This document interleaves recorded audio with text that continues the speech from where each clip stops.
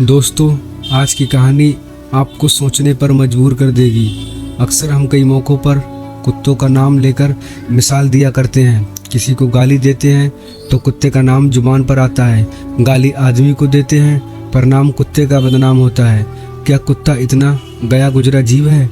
हमने उसे कभी खिलाने पिलाने के बारे में तो नहीं सोचा, चाहे कितने ही दिन से भूखा द्वार पर पड़ा हो, लेकिन हमें कभी उसका नाम इस्तेमाल करने में लज्जा नहीं आई। आपसे निवेदन है, 5 मिनट का समय निकालकर इस कहानी को ज़रूर सुने, शायद आपकी सोच बदल जाए। नमस्कार दोस्तों, Bodhi things inspire YouTube channel में आपका दिल से स्वागत है। एक गांव में सुरेश नाम का एक लड़का रहता था।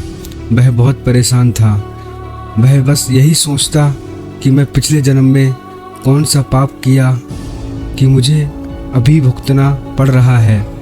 एक दिन उसे पता चला, गांव से कुछ दूर एक महात्मा रहते हैं जो सबकी परेशानी दूर करते हैं। अगले दिन सुरेश उस महात्मा से मिलने के लिए निकल गया। वहां पहुंचकर सुरेश ने देखा कि महात्मा अपने आश्रम में कुछ लोगों को उपदेश दे रहे थे।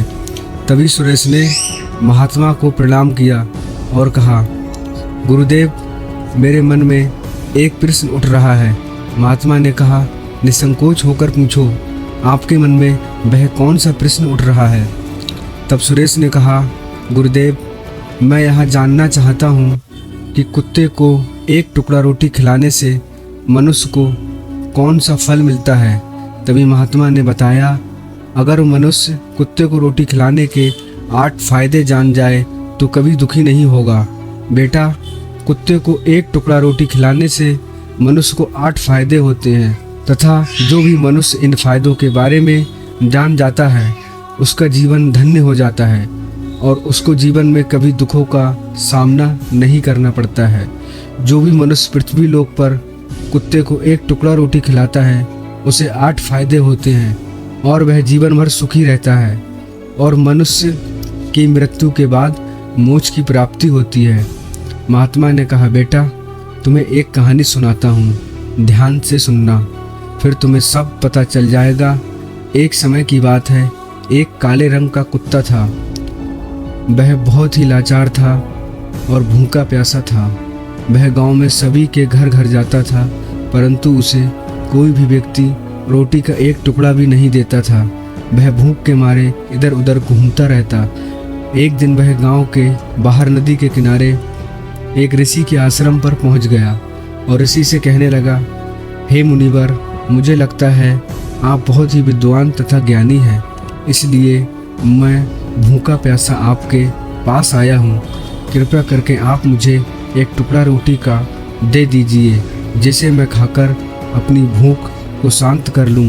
तभी वह ऋषि कहते हैं, क्या तुम्हें गांव में एक टुकड़ा रोटी का किसी ने नहीं दिया जिसे तुम खाकर अपनी भूख मिटा सको?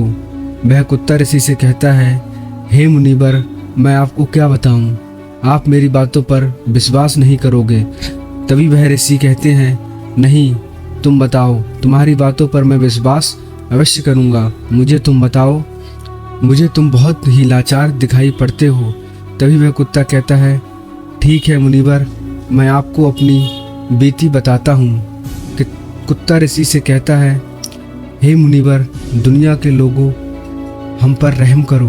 हमारा कोई घर नहीं होता है, कोई आसरा नहीं होता है, कमाकर खाना हमें नहीं आता, हमें वस्त्र भी पहनने का ज्ञान नहीं है, इसलिए सर्दी गर्मी और बरसात हम ऐसे ही घूमते रहते हैं।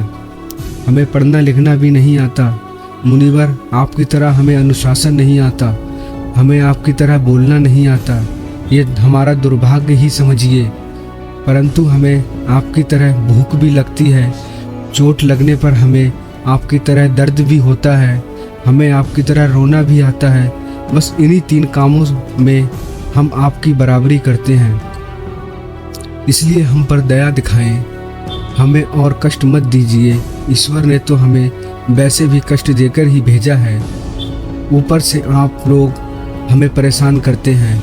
हम आपकी तरह मनुष्य नहीं हैं, हम पराधीन जीव हैं। जब हमारा जन्म हुआ उस समय हमारी आंखें कान बंद थे। कह नहीं सकते कि उस समय आपके जन्म पर जैसे नाचा गाया होता है, बाजे बजते हैं, खुशी मनाई जाती है, हमारे जन्म पर भी ये सब हुआ होगा। हमारे जन्म पर किसने खुशी मनाई होगी? हम जिस बिछौने पर थे वह रुई का नरम तो था, सर्दी बिल्कुल नहीं लगती थी। मैं मन में सोच रहा था कि किसी बड़े घर में पैदा हुआ हूँ, लेकिन जब हमारी आँख खुली तो मैंने देखा कि हमारी माँ, जिसे आप लोग कुतिया बोलते हो, वह अपने 5 बच्चों को छाती से चिपकाकर एक राख के ढेर में पड़ी थी। हम 5 भाई थे, बाकी 4 भाई तो लाल और भूरे रंग के थे, मैं अकेला ही काले रंग का था। सबसे छोटा मैं ही था, इसलिए कमज़ोर था। मेरी माँ हम लोगों के पास कम ही आती थी, क्योंकि उसे भी अपने भोजन की व्यवस्था करनी पड़ती थी। यदि वह ना खाती तो हमें दूध कहाँ से पिलाती? उस एक माँ पर हम 5 भाई निर्भर थे। वह बेचारी अपने भोजन के लिए इधर उधर दौड़ती रहती थी। कभी भोजन मिल भी जाता था, कभी नहीं भी मिलता था, लेकिन वह हमेशा हम 5 का बड़ा ख्याल रखती थी। आखिर वह हमारी माँ थी। वह रात भर जागकर गांव की रखवाली करती थी। किसी की मजाल नहीं थी कि कोई अनजान आदमी बुरी नीयत से गांव की तरफ भी झांक जाए। दूसरे गांव के कुत्ते भी हमारी माँ के डर से गांव में नहीं आते थे। गांव के किसी भी किसान के खेत में कोई जानवर खड़ी फसल खाने आते तो हमारी माँ उसे दौड़ाकर भगा देती। गांव वालों के लिए इतना सब करने के बाद भी कोई मनुष्य तो हमारी माँ को भोजन तक नहीं देता था। भोजन के लिए हमारी माँ को मजबूर होकर छीना झपटी करनी पड़ती थी। कई बार तो लोग उसे लाठी डंडों से पीट कर भगा देते थे। बेचारी उस दिन भूखे प्यासी रहकर पेट की आग से जलती रहती थी। वह कहता है, हे मुनिवर, आखिर भूख तो हमें आपकी तरह लगती है। ऊपर से उसे अपने 5 बच्चों की चिंता भी लगी रहती थी। आखिर माँ जो थी, भूख उसे चैन से बैठने नहीं देती थी और गांव वालों का भी उसे देखकर हृदय नहीं पसीजता था। तो बेबस होकर उन लोगों के घरों में चोरी से घूमना पड़ता था और खाने की कोई चीज़ मिल जाती तो उसे खाकर अपने पेट की आग बुझा लेती थी। कई बार तो लोग उसे खाने की वस्तु ले जाते हुए देखते तो लाठी डंडे लेकर उसके पीछे पड़ जाते। कुछ निर्दय लोग तो कई बार उसे घर के अंदर बंद करके पीटते थे, हमारी माँ का बुरा हाल कर देते थे। फिर वह कुत्ता ऋषि से कहता है, हे मुनिवर, हमारी माँ ने कहा, हे मुनिवर, हमारी माँ ने क्या बिगाड़ा था? उसने सिर्फ अपने पेट के लिए भोजन ही तो चुराया था। चोरी करने का हमें कोई शौक नहीं है, पर पापी पेट हमें यह सब करने के लिए मजबूर कर देता है।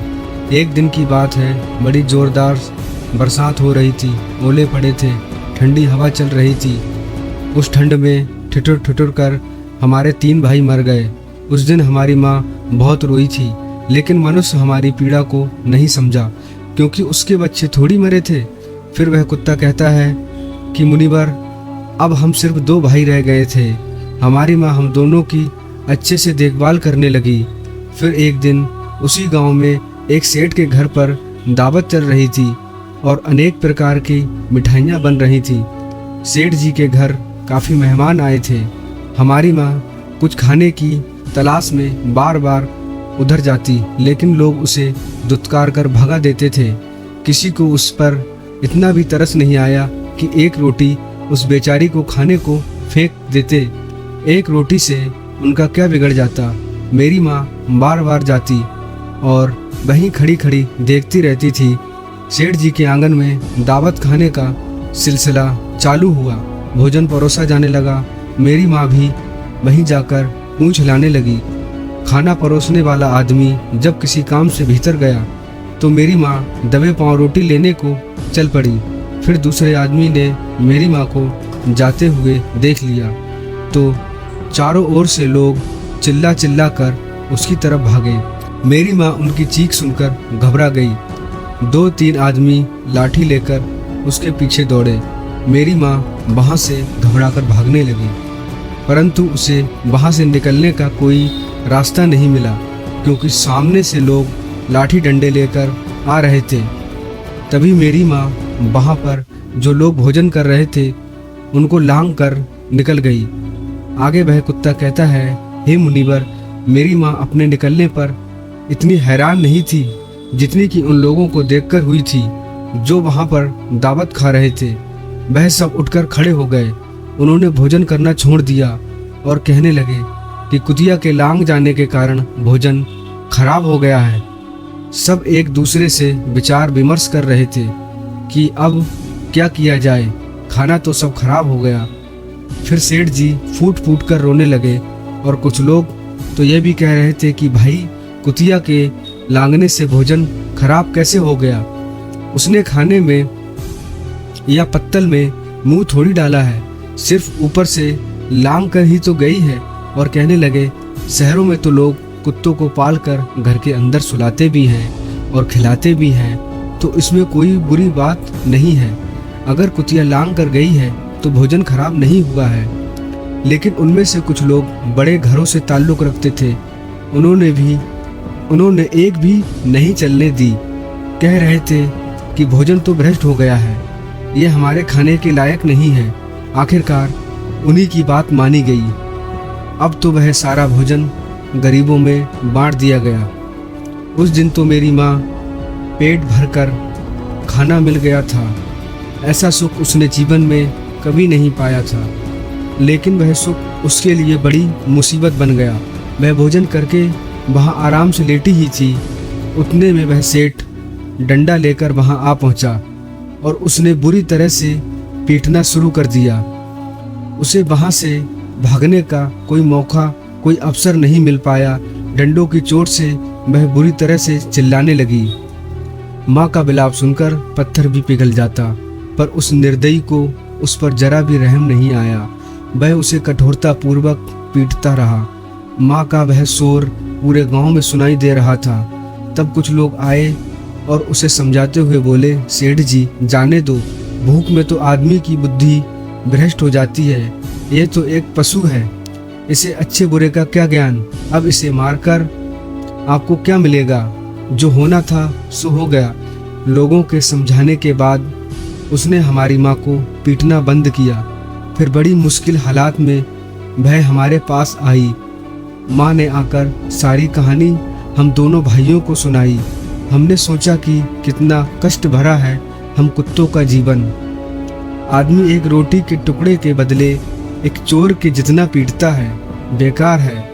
ऐसे लोग जो हम लोगों को पीड़ा नहीं समझते। वह कुत्ता कहता है, हे मुनिवर, एक दिन की बात, उसी गांव के बाहर एक ब्राह्मण आकर ठहरा हुआ था। उसने अपने भोजन के लिए एक जगह चूल्हा बनाया और उस पर दाल बनाने के लिए रख दी। उसके बाद आटा गूंद कर रख दिया। वह वहीं पास में कुएं पर पानी लेने चला गया। इधर कहीं से मेरी माँ भी घूमती हुई वहीं पहुँच गई। उसने आटे को देखा तो सोचने लगी, शायद इस आटे का कोई मालिक नहीं है। यही सोचकर वह उस आटे को खाने लगी। उधर उस ब्राह्मण ने कुएं के पास से देखा कि उसका आटा एक कुतिया खा रही है, तो वह बड़ा दुखी हुआ। वह बेचारा रोने लगा, क्योंकि वह भी 2 दिन का भूखा और थका हुआ था। कुछ लोगों ने उसे कहा, अरे ब्राह्मण देवता, इस कुतिया ने तुम्हारा भी आटा बिगाड़ दिया। कल तो इसने सेठ जी की पूरी रसोई बिगाड़ दी। ब्राह्मण दुखी होता हुआ बोला, भाई, मुझे क्या मालूम था यह दुष्ट कुतिया मेरे आटे को खाने के लिए घात लगाए बैठी है। ब्राह्मण ने न आओ देखा न ताव देखा, लाठी लेकर उस कुतिया को मारने लगा। माँ उस आटे को ठीक से खा भी नहीं पाई थी, पर उससे ज़्यादा कि उस पर लाठी बरस गई। महीनों तक मेरी माँ लड़खड़ाते हुए घूमती रही। तब उस दिन समझ में आया कि आदमी कितना खुदगर्ज है। हम उसका कोई भी कार्य करते हैं तो भी वह हमें नहीं समझता। आगे वह कुत्ता कहता है, मुनिवर, हमारी कमी यह है कि हम उन्हीं मतलबी इंसानों के अधीन रहना चाहते हैं जो हमें कष्ट देता है, जो हमें प्यार से खिलाता है। हम उसके कितने काम आते हैं, ये नहीं पता उनके घर की रखवाली तो करते ही हैं, साथ ही साथ और भी बहुत सारे लाभ हैं जिन्हें मनुष्य नहीं जानता। महात्मा ने कहा, यदि मनुष्य कुत्ते को रोटी खिलाने के 8 फायदे जान जाए तो अपने जीवन में होने वाले नुकसान से बच सकता है। आज मैं आपको बताऊंगा कुत्ते को रोटी खिलाने के 8 फायदे। मनुष्य को पता नहीं कि जब भी घर में रोटी बनाई जाती है तो सबसे पहली रोटी गौ माता की होती है और पिछली रोटी कुत्ते की होती है। महात्मा ने कहा, ऐसा ही विधान भगवान ने बनाया था, लेकिन भगवान के बनाए उस विधान को भूलकर मनुष्य अगली और पिछली रोटी स्वयं ही खा जाता है। इसका दुष्प्रभाव उसके जीवन पर पड़ता है। कुत्ता वह प्राणी है जिसको रोटी खिलाने से मनुष्य के जीवन में पड़ने वाले ग्रहों के दोष भी दूर हो जाते हैं। महात्मा ने कहा, कुत्ते को रोटी खिलाने का पहला फायदा, कुत्ते को रोटी खिलाने से क्षण का नकारात्मक प्रभाव कम हो जाता है। ग्रह जब अपनी कुदृष्टि डालता है तो हर मनुष्य बर्बाद हो जाता है। जिस व्यक्ति पर उनकी महादशा का आरंभ हो जाता है तो वह बने काम अपने आप बिगड़ने लगते हैं और वह मनुष्य आर्थिक तंगी का शिकार हो जाता है। उस स्थिति में व्यक्ति यदि कुत्ते को रोटी खिलाता है तो उस पर ग्रह का दुष्प्रभाव बहुत ही कम हो जाता है। कुत्ते को रोटी खिलाने का दूसरा फायदा, कुत्ते को रोटी खिलाने से भाग्य आपके पक्ष में हो जाता है। आपके घर के अंदर नकारात्मक शक्ति नष्ट हो जाती है। कुत्ते को रोटी खिलाने का तीसरा फायदा, कुत्ते को रोटी खिलाने से माता लक्ष्मी प्रसन्न हो जाती है और आपके घर में धन दौलत की कभी कमी नहीं रहती है। कुत्ते को रोटी खिलाने का चौथा फायदा, कुत्ते को रोटी खिलाने से आपके ऊपर कर्ज नहीं चढ़ता और जो पहले से आप कर्जदार हैं उसमें भी मुक्ति मिल जाती है। कुत्ते को रोटी खिलाने का पांचवा फायदा, कुत्ते को सुबह शाम भोजन देने से आपका व्यापार बहुत अच्छे से चलता है। कुत्ते को रोटी खिलाने का छठा फायदा, कुत्ते को रोटी देने से आपकी आयु में वृद्धि होती है और अटका हुआ धन वापस मिल जाता है। कुत्ते को रोटी खिलाने का सातवां फायदा, कुत्ते को रोटी देने से हमेशा आपका स्वास्थ्य अच्छा बना रहता है और मानसिक रूप से आप मजबूत रहते हैं। आपका मन हमेशा ऊर्जावान रहता है, अच्छे विचार आपके मन के अंदर आते हैं। कुत्ते को रोटी खिलाने का आठवां फायदा, कुत्ते को रोटी खिलाने से भगवान प्रसन्न रहते हैं क्योंकि भगवान को समस्त जीवों की चिंता रहती है और जो समस्त जीवों पर दया दिखाता है भगवान भी उस मनुष्य से हमेशा प्रसन्न रहते हैं। भगवान की कृपा सदैव उस परिवार पर बनी रहती है। आपने अपने बड़े बूढ़ों से सुना होगा, कहते हैं कि जब कुत्ता रोता है तो अपशगुन होता है और कोई संकट आता है, किसी की मृत्यु होती है, इसलिए कुत्ते को कभी रुलाना नहीं चाहिए। इस प्रकार से महात्मा ने सुरेश को कुत्ते को रोटी खिलाने के 8 फायदे बताए और जो भी मनुष्य कुत्ते को रोटी खिलाता है तो उसे इन 8 फायदों का फल प्राप्त होता है। तो दोस्तों, कैसे लगी आपको यह कहानी? आप हमें कमेंट सेक्शन में ज़रूर बताना और अच्छी लगी हो तो इस चैनल को सब्सक्राइब जरूर कर लेना। तो चलिए मिलते हैं ऐसी ही कोई नई कहानी में। तब तक के लिए आप अपना ख्याल रखें। धन्यवाद और नमो बुद्धाय।